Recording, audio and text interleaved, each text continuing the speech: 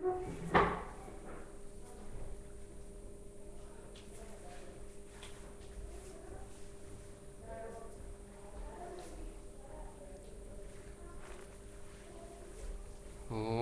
नमो भगवते वासुदेवाय। ॐ नमो भगवते वासुदेवाय। ॐ नमो भगवते वासुदेवाय।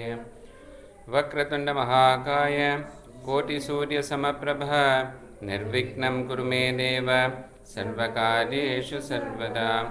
गुरुर्ब्रह्मा गुरुर्विष्णुः गुरुर्देवो महेश्वरः गुरुः साक्षात् परं ब्रह्म तस्मै श्रीगुरवे नमः।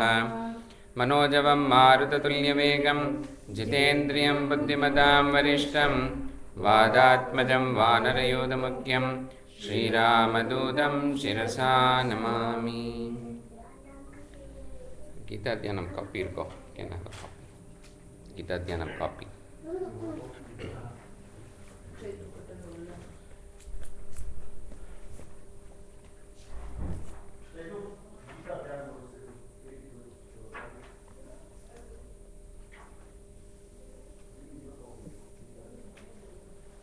ॐ पार्थाय प्रतिबोधितां भगवता नारायणेन स्वयं व्यासेन ग्रथितां पुराणमुनिना मध्ये महाभारतम् अद्वैतामृतवर्षिणीं भगवतीम् अष्टादशाध्यायिनीम् अम्ब त्वामनुसन्दधामि भगवद्गीते भवद्वेषिणी।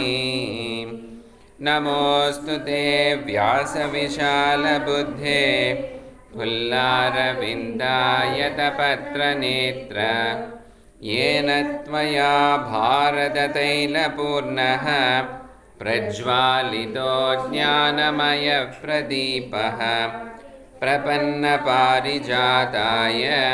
स्तोत्रवेत्रैकपाणये ज्ञानमुद्राय कृष्णाय गीतामृतदुहे नमः।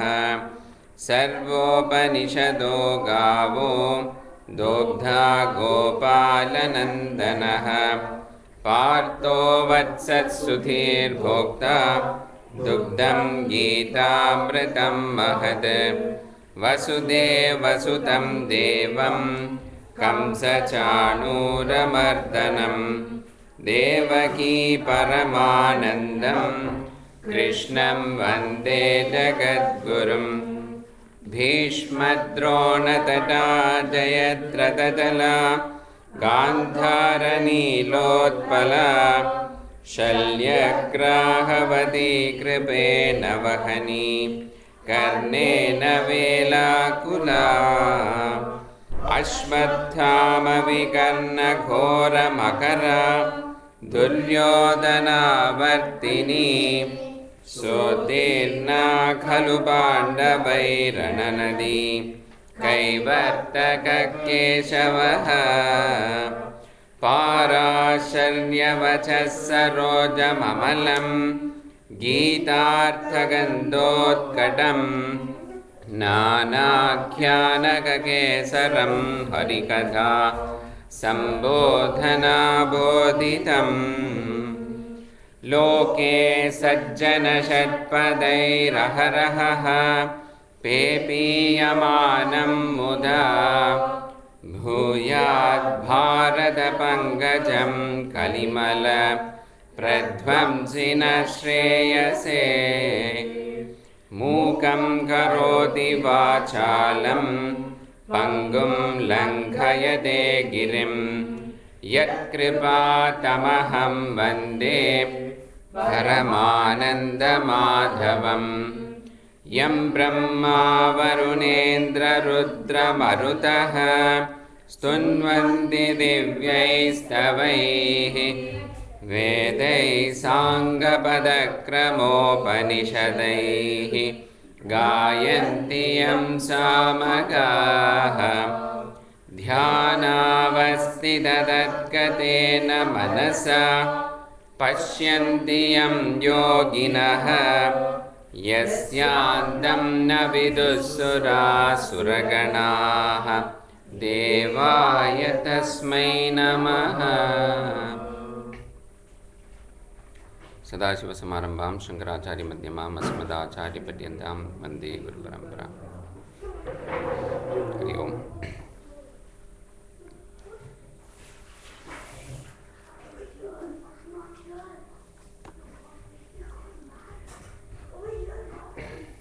So last couple of sessions we were looking at, so you had a chance to look at the, you have been listening to the talks earlier, Swamiji? Yeah. 2 or 3 verses.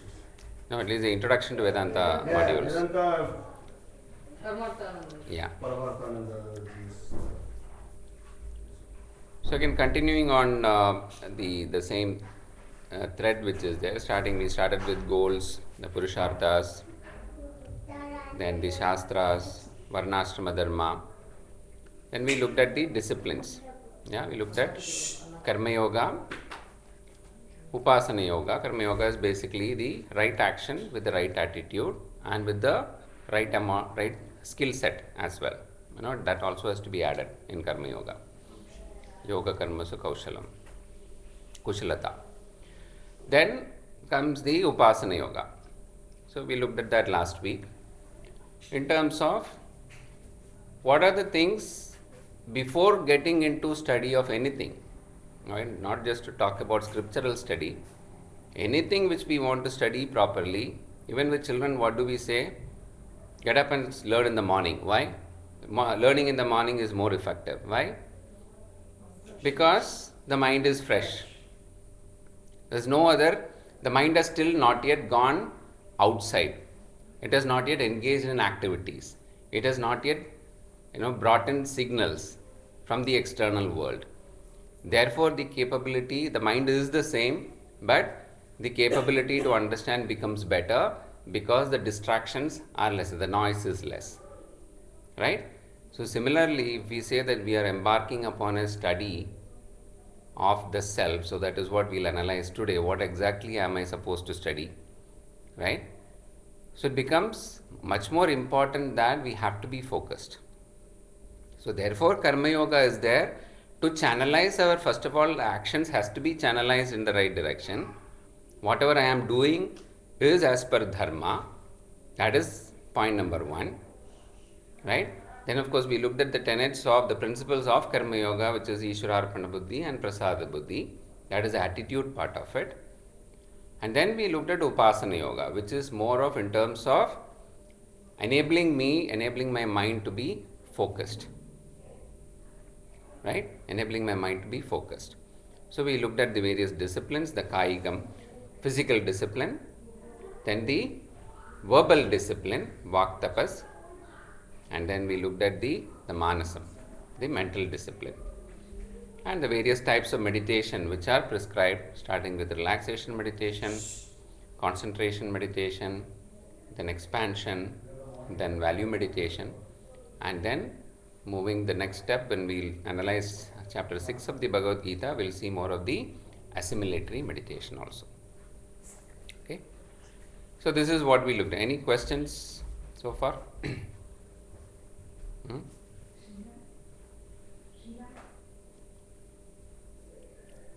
So we look at the topic of Jnana Yoga today.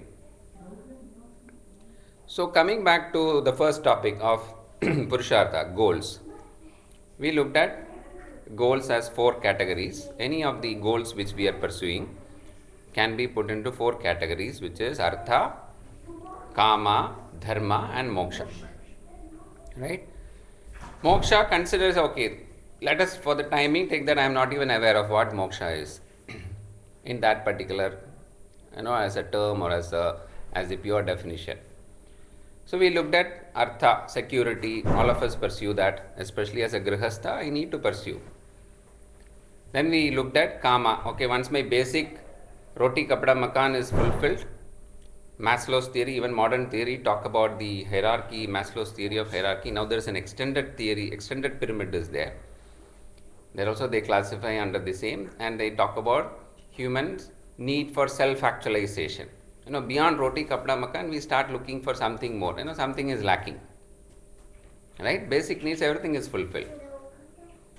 So there comes kama, which is desires for this. It is not necessities, but it is optional things. But again, I keep going after them. Additional pleasure. Okay, I've taken care of my pain points, which is roti, kapda, makan. So all our pursuits are to get rid of pain and get more pleasure. Or always the priority is get rid of the pain first. And then, of course, build on that and get more pleasure. All our pursuits are driven towards that. For what? Because I think that there is happiness outside. I am happy. When I achieve something, yes, I am happy. But after some time, I realize that, yes, there is a limitation to that. The same object which gave me happiness today is giving me pain tomorrow. Same experience, same place which gave me pleasure 2 years back is giving me pain today. Similarly with people. So it continues. And therefore I start looking at why is this happening? Is there a solution to it? Or is it that this is the way it is going to continue? But the human innate nature is that of happiness. Therefore there will be a constant seeking to be permanently happy. Why we are seeking that? Because that is my true nature. Therefore there is always a tendency. You put water, it is natural. We say, it's the natural flow. What? To go from the higher gradient to the lower gradient. Similarly, humans, the nature of the mind is to be always happy. So the moment it is not happy, it will tend to be happy. And it will always find an answer, seek a solution to be always happy.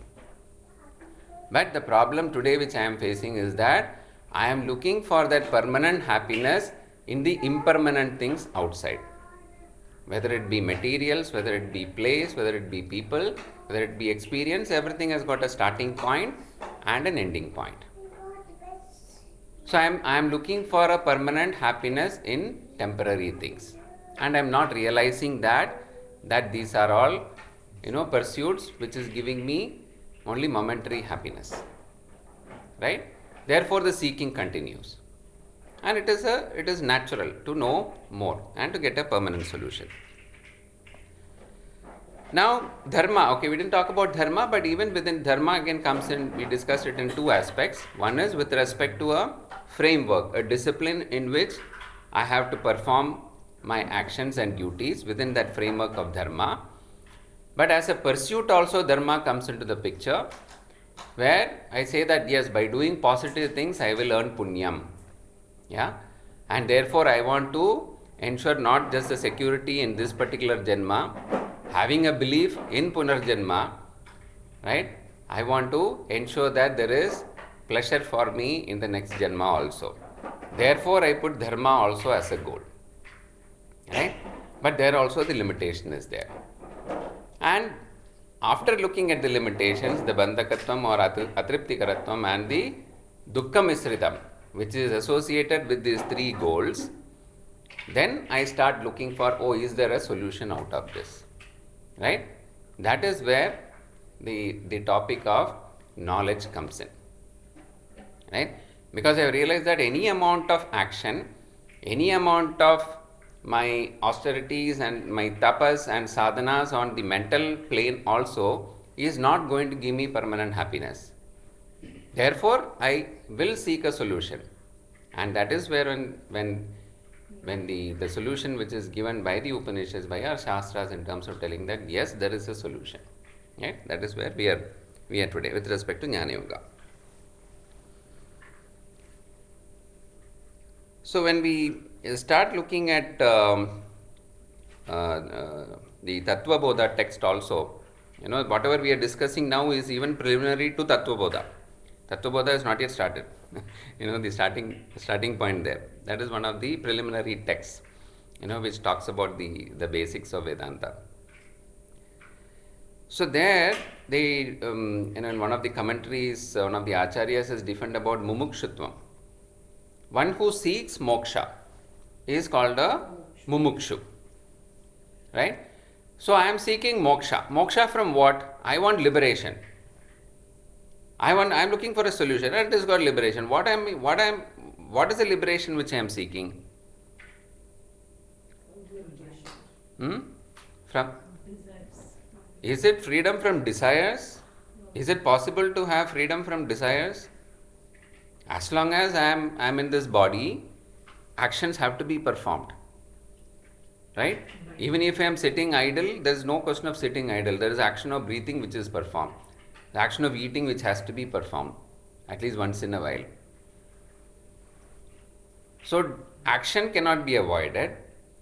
If I am, and because I am a grihastha, again desires cannot be avoided, because there are duties which I have to perform, which compels me to have goals, which compels me to do actions. So what am I trying to get liberated from? From limitations. Limitation of what?